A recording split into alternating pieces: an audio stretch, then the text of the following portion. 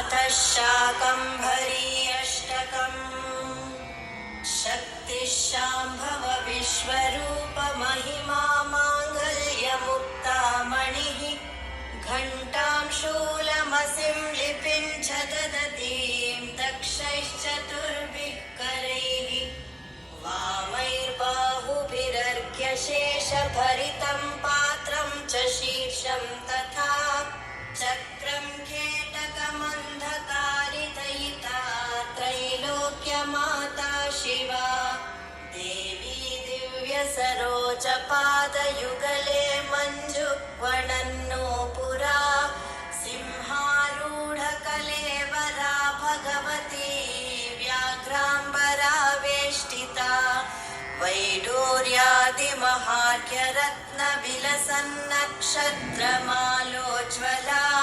वाग्देवी विषमेक्षणा शशिमुखी त्रैलोक्यमाता शिवा।